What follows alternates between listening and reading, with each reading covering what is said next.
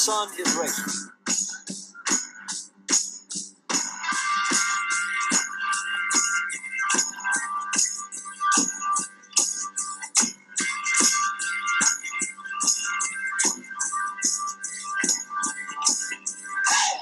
Welcome, race fans, to another episode of the Rubbin' Is Racing Daily Fantasy NASCAR Show. We head this week to Sin City for the South Point 400. Stages are going to be at laps 80, lap 160, and then we'll roll the dice for the final 107 laps in the desert.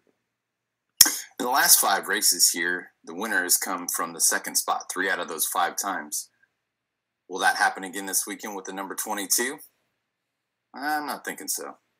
Will Liehr learn to curve a flat-brimmed hat? I'm not thinking so. Come on, brother, you're not 19. You gotta curve the brim, man. I hope the viewers of the show get my back on this.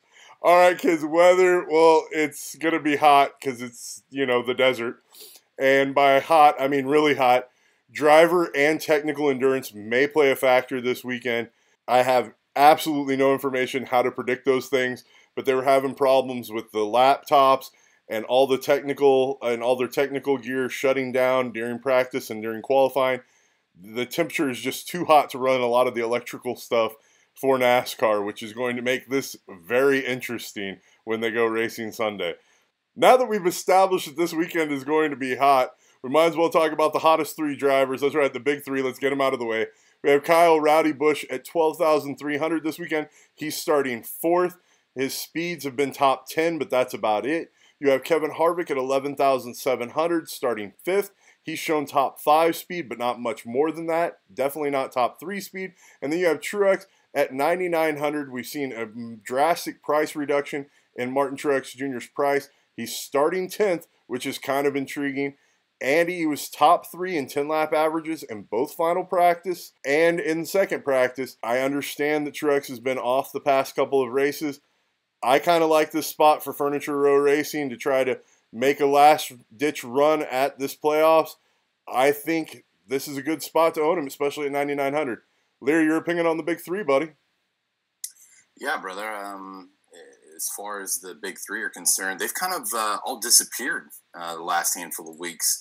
They really haven't been, as of, the whole season's kind of played out, they really haven't been a part of the last handful of races, with Brad Keselowski taking that number 2 to the winner's circle last 2 races in a row. But I really can't see myself having much exposure, if any exposure at all, on Kyle Busch tomorrow.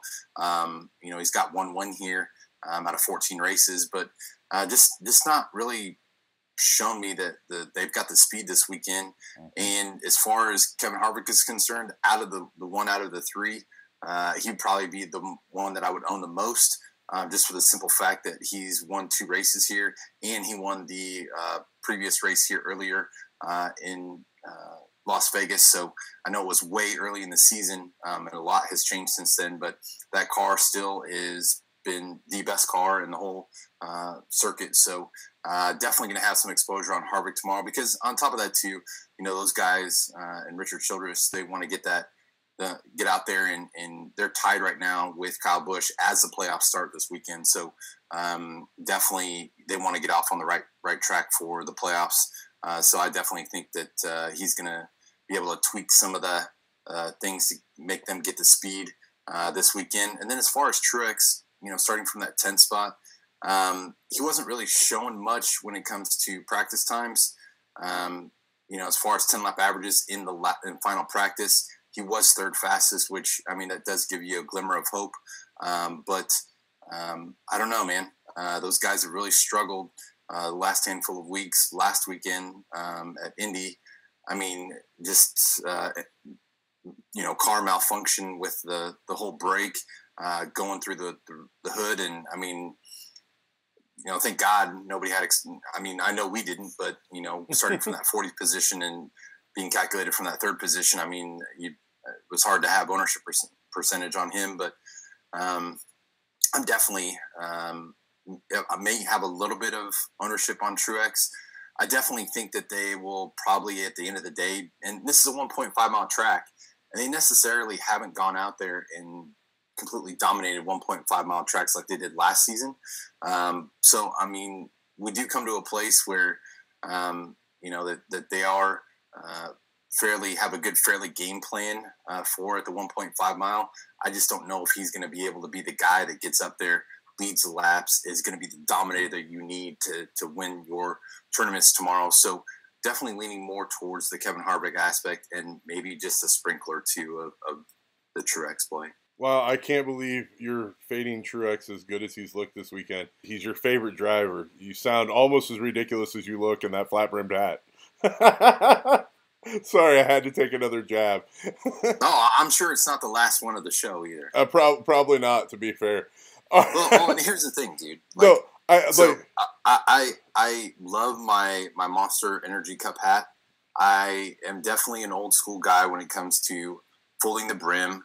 And it's not completely flat either. I mean, there is just a tad bit of a curve there, but it's one of those where this hat was the design of supposed to be a not so curved hat. So I've just decided that I've managed to curve it really well, and it looks good, like using the old school baseball technique. But where you take it, you kind of rub it back and forth. Oh yeah, of course. The reality, though, of the big three is, I think you're kind of spot on here, is that I think you're going to get the lowest ownership percentage of the season on each of those guys. I don't think a lot of people are going to want them this week, and they haven't shown the speed necessarily, other than Truex, who's been a dumpster fire as of late, at least from a fantasy perspective, that you don't really want to play. And there are lineups that you can create that really don't need them. And I think we're going to hit both of those main guys coming up here in the Burning Rubber segment. So, Liehr, do we have a special Vegas-style Burning Rubber? Well, brother, fighting a little bit of a cold here, but, this is Las Vegas. This is definitely one of the tracks that's on my bucket list, because anytime you can watch a race and be in Sin City, it's definitely a place on my bucket list. But Burning Rubber, rolling the dice, Vegas style, baby!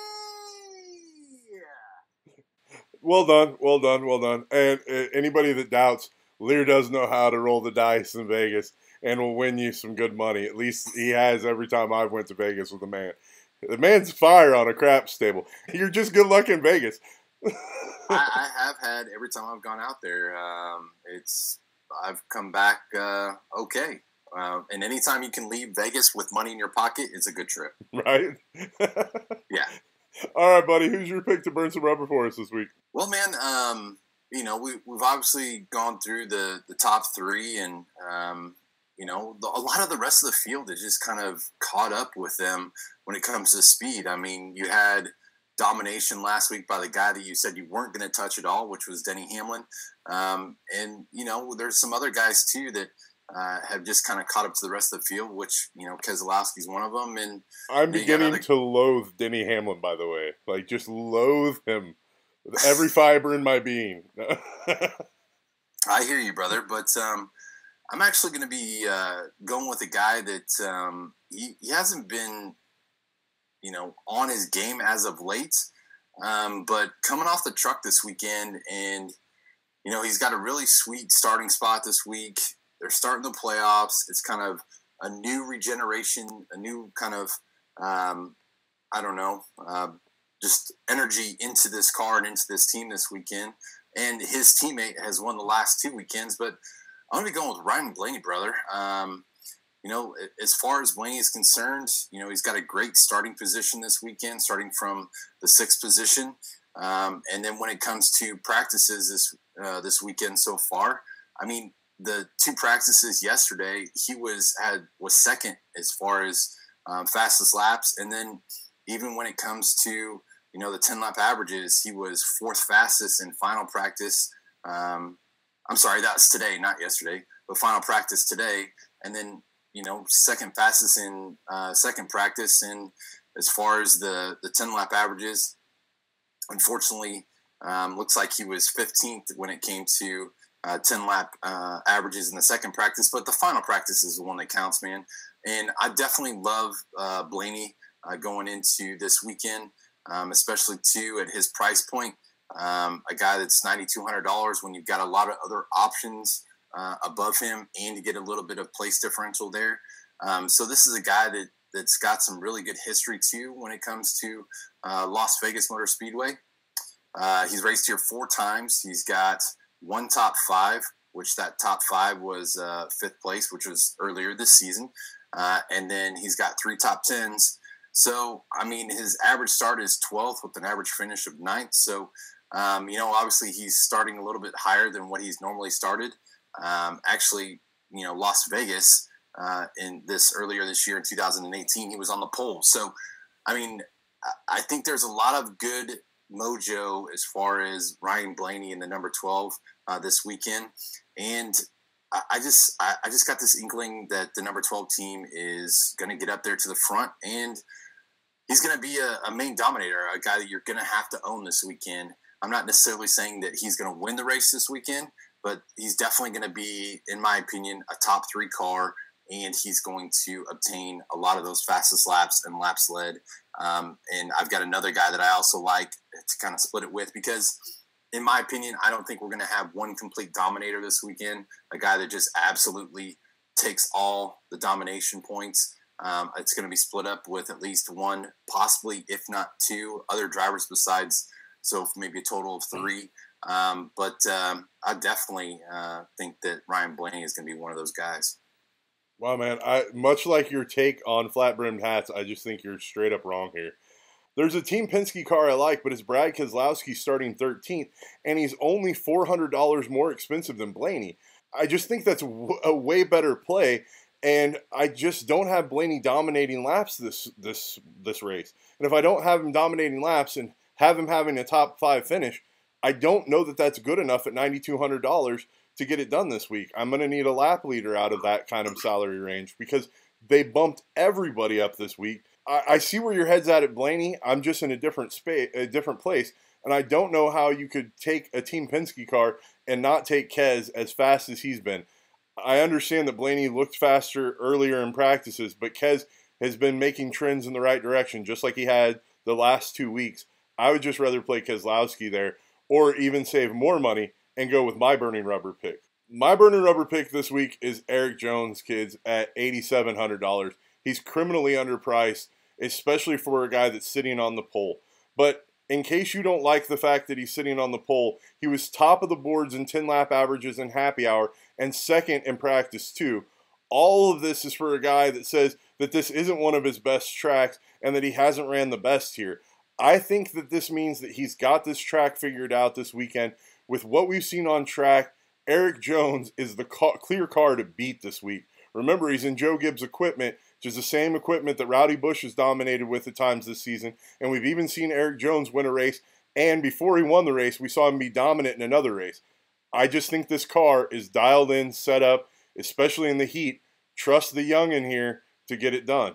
Liehr, your thoughts? Dude, I know you like to argue with me, but I can't agree with you anymore. Well, thank you for that. Thank you for that. I love Erik Jones this weekend. He's one of the other guys that is my dominator. I love Erik Jones. This guy's got 2 top 5s in the last, 3 top 5s in the last 4 races.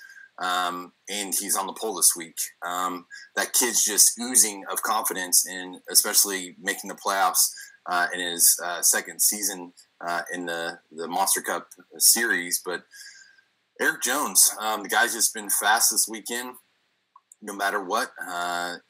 Qualifying trim, race trim, practices, single lap speed, 10-lap averages. Number 20, definitely going to have exposure on him too. At $8,700, guy's going to lead laps tomorrow. I don't think he's going to win the race, but he could lead a hefty amount of laps, and especially too after coming off the second place finish last week in Indianapolis. I think that just gives him a lot of confidence as well. So I love me some Erik Jones this week. Any of the other guys in the top range that you really like this week? Like, for example, do you like Chase Elliott starting 7th? Are you a fan of rolling back the ham bone to lead laps this week? He's starting 3rd. Any of those guys took your fancy? None of those guys that we have previously talked about. I do not have any love for either one of those two. But there is one other guy that I do really like quite a bit, and he's hasn't gotten a win under his belt this year yet, but still in a lot of the people's minds, he is definitely one of the favorites to win the championship this season. But I'm actually going to be going with Kyle Larson. As far as Larson, he led majority of the laps, 284 a couple weeks ago. But this is a guy coming to a track that he's got some pretty decent history here. He's got 5 starts. He's got 2 top 5s and 3 top 10s. He's going to be starting this weekend from, I believe is it 11th? Yeah, 11th position. And DC Solar in general has got a nice start to the weekend with Ross Chastain winning today. I know you're going to be talking a little bit about him later on, but I know that he's going to want to come and perform really, really well. But the other thing that really deep, dark, dirty that I really love about Kyle Larson this weekend is I think a lot of people are going to kind of fade him based off of salary, but also, not showing exactly the speeds that people really want to see out of him. But the one thing that really intrigues me quite a bit is in final practice today, most of the single lap averages come with usually within the top 5 laps. But Kyle Larson's didn't come until lap 27. So yeah, when he put on fresh tires. So I get it, but it was 8th fastest, and I don't know, man. I've just got a really good feeling about Kyle Larson this weekend. I think he's got a great chance to come out and be that third dominator this weekend, and a guy that can easily get a top 5, but also have those domination points too. And starting from the 11th position, because in my mind, you're at least going to need a couple guys in the top 10, at least 1 or 2 in the teens, and then your place differential guys in the 20s and 30s there. So, but Kyle Larson is definitely one of those guys for me this weekend. Yeah, I'll be honest. This is where this range from 10 basically on back to 20 is where I really like drivers other than J-Mac and Stenhouse. Like, you can get rid of those guys, for my opinion, and maybe even Austin Dillon. And I like pretty much the rest of that group based on their starting position and what they were doing in practice. Almost all those guys are really intriguing to me. Jimmy Johnson, 17th. Amarola, 16th. Like I said, I would fade. Don't forget about Clint Boyer. I love the Boyer play at 15th. Like, I think that team is another one, especially too. Did not see them dominating last week at Indianapolis, and here we go. Clint Boyer's leading a bunch of laps, and that team is. It's for me. It's we still got the big 3, but for me right now, it's a toss turn up between Clint Boyer was definitely there. But out of the last 2 races, Keselowski's obviously pushed his way in there. But I definitely for sure think that Clint Boyer is still that number 4 for me. So no, I'd have Boyer, Jones, and Keselowski all in a group right behind the big 3. I think that's the fair way to put it. But I think those are fair plays to make. A lot of those guys are fairly expensive. So you're going to need to save some money this week. Liehr, who are you looking at for some value this week to save some money? Well, brother, didn't have to look too high or too low for this guy.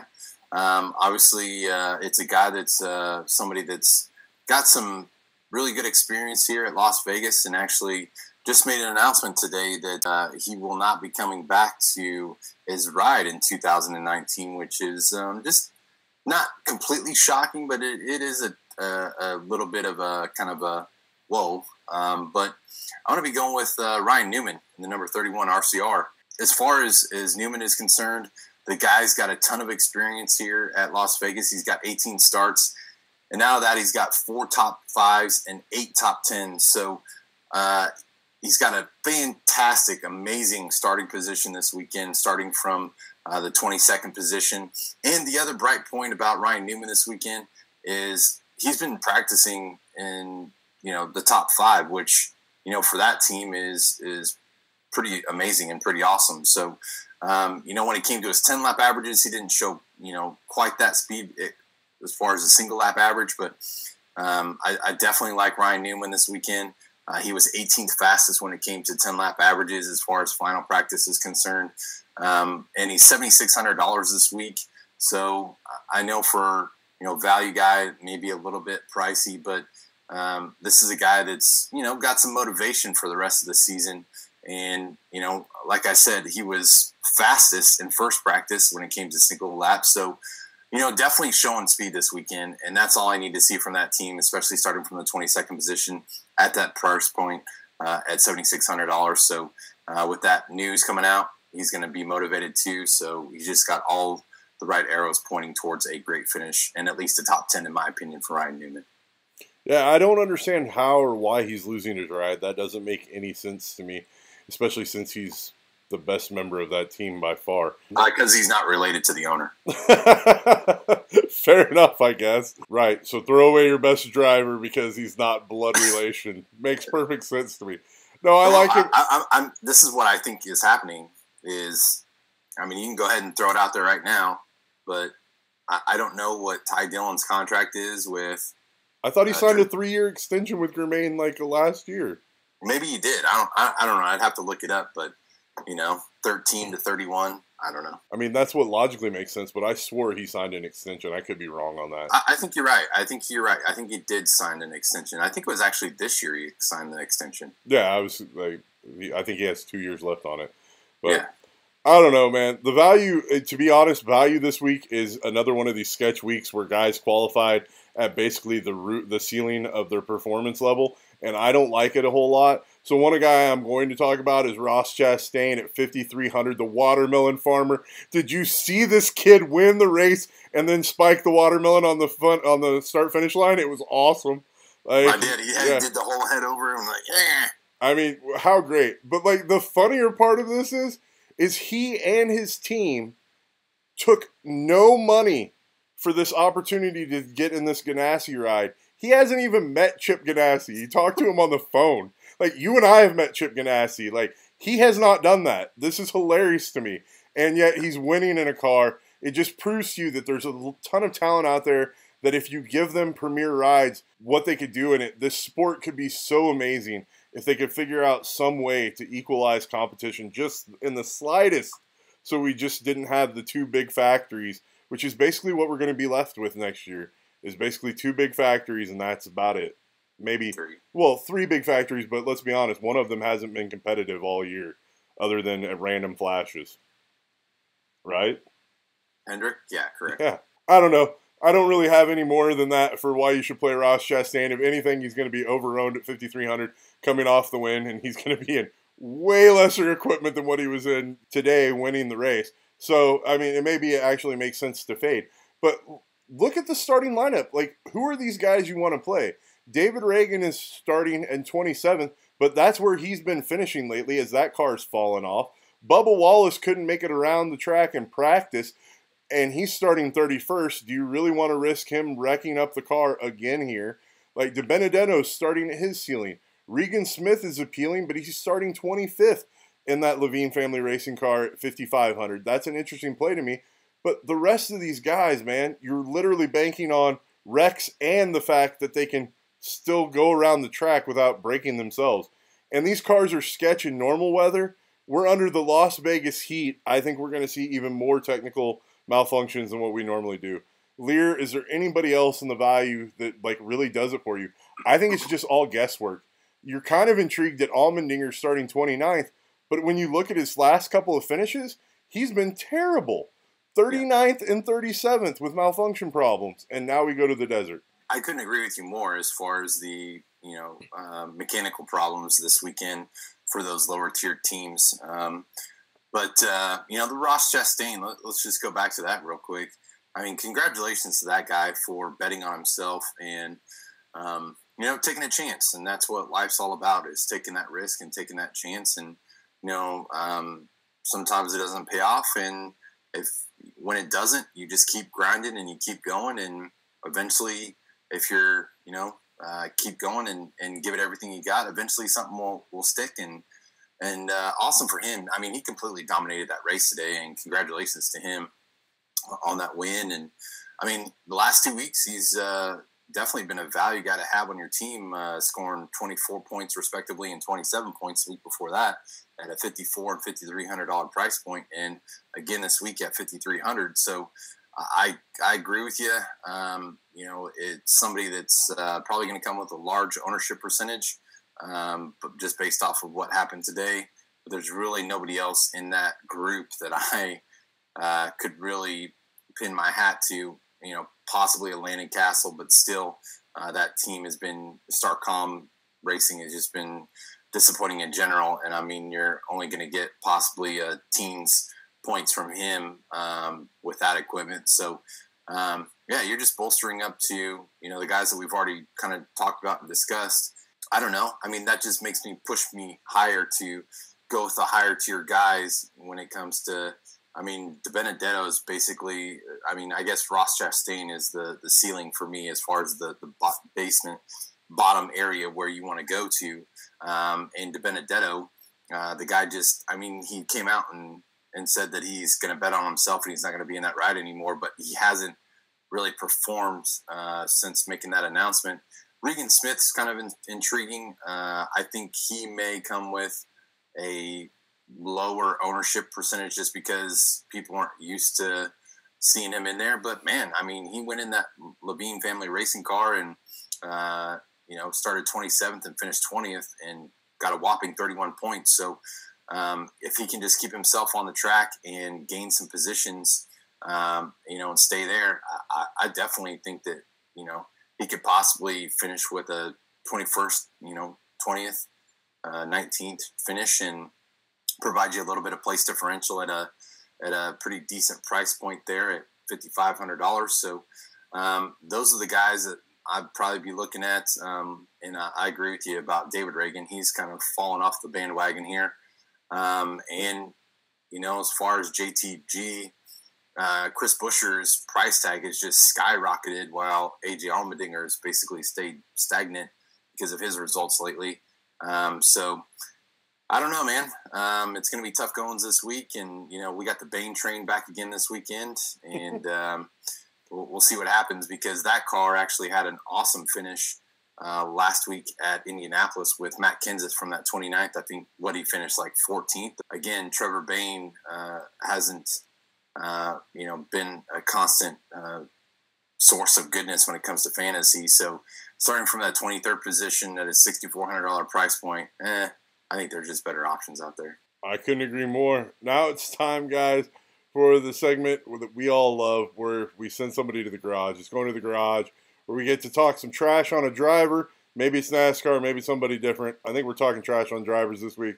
Liehr, who are you talking trash on this week, buddy? Well, I'll be talking a little bit of trash. Well, first, nice work by DraftKings and getting Regan Smith in there this week and taking Casey Kane out of there. Yeah, it only took a week. Especially, too, on the last week where he would have been a nice, swerve play and scoring all those points. But, and at value, he would have been the best value play, like I said I wanted to make. So, yeah, there we go. Yeah. But, no, this week I'm going to be going with one of the hometown boys there in Las Vegas, and that would be, as all of you are aware of, the Busch brothers. That's their hometown. But I'll be going with Kurt Busch as my going to garage pick this weekend. He's definitely one of those guys that has had a decent season. Going to be ending it here with Stewart-Haas Racing in 2018. He's going to be starting on Sunday from the 8th position. But Kurt Busch, historically here, is just absolute dog poo garbage when he comes home to Las Vegas. And honestly, I don't know what attributes to that because he's raced here 17 times. He's got 0 wins, 1 top 5 out of those 17, 4 top 10s. He's only got 8 top 20s, and the guy's only led 85 laps here. So just garbage numbers from a guy that is obviously wants to finish well in his last season with Stewart-Haas. Also, I don't know if he's already got his, ink dried on a contract for somebody else. As far as we know, we don't know that yet. I'm pretty darn sure if he's planning on driving in 2019, he's already got something in the works. He's just one of those caliber drivers that he'll definitely get a job. But when it comes to Las Vegas this weekend, I'm definitely going to say avoid Kurt Busch. He's $8,500. For $200 more, give me Eric Jones all day, every day tomorrow. For him to have a lot more fantasy points than Kurt Busch. And I just think Kurt Busch just, I don't know. I think he just gets distracted when he goes home. Too many outside distractions going on when he goes to Las Vegas. Plus, I'd probably have a lot of distractions too with the strip and all the gambling possibilities that you could do there. So, and the ladies, but it's definitely one of those to where stay away from Kurt Busch this weekend. Yeah, I mean, look, just listen to these drivers that actually grade out better than him on this track. Ty Dillon, Brian Vickers, Ricky Stenhouse, Casey Mears, Chris Buescher, Bubba Wallace, Brian Scott, Bobby Labonte, Trevor Bayne. Those are pretty much the egregious ones in my book. But yes, all of those guys, plus all of the guys you would think grade out better than him on this track. It is absolutely ridiculous. Love your going to the garage pick here. Now, I'm going a little bit different with my going to the garage pick. I'm pulling a Liehr here. I'm grabbing it and just going for it. Putting yourself out there this week, huh? I'm sending Joey Bag of Donuts Logano to the garage. He's starting second. And, look, guys, he has great track history here. He grades out as one of the best drivers here. But he doesn't have any wins, and he only has 3 top 5s. I just don't see it in him this week. I don't see your point. I don't see the points that you get out of him. He also doesn't traditionally lead a whole lot of laps here. I think that when you look at his speed, he's only showing speed in the top 15s. He was the 3rd fastest car of the Penske cars. I don't think he has front row speed. I think it's a trap play. I don't want any piece of it. I'm sending Logano to the garage. I would much rather even agree with you and play Blaney, which I don't agree with. But that's how much I disagree with the Logano play. Your thoughts? Oh, you threw the trap play out there. Football season is in full swing. Yeah, I might be in full football mode, so yeah. Yeah, dude. I couldn't agree with you more. I mean, he has shown obviously a little bit of speed this weekend, which has been different than what they've had all season. So as far as Logano is concerned, I think if you're playing in, the $9 GPP tournament, the lottery that we've got left out of the rest of the season, I think he's a nice little swerve play for a low ownership percentage play. See, I think he'll be highly owned. Starting really second. Do, really? Yeah, I think that's going to be where people go. And I think people may end up playing Jones and Logano together to try to be cute. I hear you. But yeah, as far as my lineups are concerned, I am definitely staying away from the Joey Bag of Donuts train this weekend. He's just not somebody that I'm looking for. Somebody that I just I don't think that team is in the right area frame of mind to be a complete dominator for fantasy teams tomorrow. To be 100% honest with you, I think they probably finish outside of the top 10. I'm not even going to go that far. I'm just saying that I don't think that he has the car to be able to run with the big dogs here. And I haven't seen out of that team the ability to make adjustments in race to run with the big dogs. It's not like Keselowski, where that team's been making improvements during race to get that car better each stage, each pit stop. That's not what I'm seeing out of Logano's team. So I don't care for that, and especially with a car starting on the front row, even if his price is right. I think as Admiral Akbar would say, it's a trap. No, I agree with you. I mean, my race vision is, Eric Jones gets out in front ahead of Logano. Then you got Hamlin and Kyle Busch and Harvick and Blaney all bearing down on him. I see him moving to the back fairly quickly. All right, man. I think that pretty much wraps up the show. We're going to let Liehr give last week's results, and then we're going to say our thank yous and get out of here. All right, brother. Well, last week, week 26 of the Brickyard, was all a guessing game, and congratulations to G. Borski with a total point amount of 263. He had Clint Boyer, who was a dominator with 58.75 points. Kyle Busch, who started on the pole with a 42.25. Billy Byron on his team for a 29.75. And Matt Kenseth, who you thought I was crazy to play last week, with a 52.25. Jamie McMurray, who was also a fantastic play, with a 52 point with a top 10. And then Daniel Suarez with a 28-point performance for 263. So congratulations to Jaborski on 50 points coming your way. Is Jaborski part of Bill Schwartzky's Superfans? Bill Schwartzky Superfans, the Jaborski. The Bears are the best team in the NFL. Yeah. Ditka, Polish sausage. All right, guys, I want to thank you as always for tuning in. Remember to like, share, subscribe. We can talk it out a little bit before. I know that Liehr and I have football lineups that we're also setting tomorrow. So we'll try as best to get and be engaged with the comments. So have a good one, guys. Liehr, how about it, man? You think Bill Schwartzky would be happy with the trade of Mac? I think he'd be ecstatic. No, I always appreciate it, guys. Definitely, we appreciate the interaction and the comments and keep giving us a thumbs up. We appreciate it.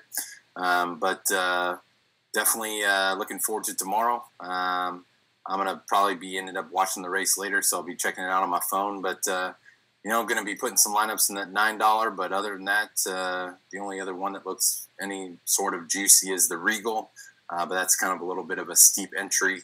But it's a small field, but it's a $200 entry fee. But that's pretty much about it. But looking forward to the race and football tomorrow, and it's a good Sunday fun day. And hope you guys enjoy the rest of your weekend. Have a happy Sunday fun day, everybody. Till next week. Bye, guys. See you later, all.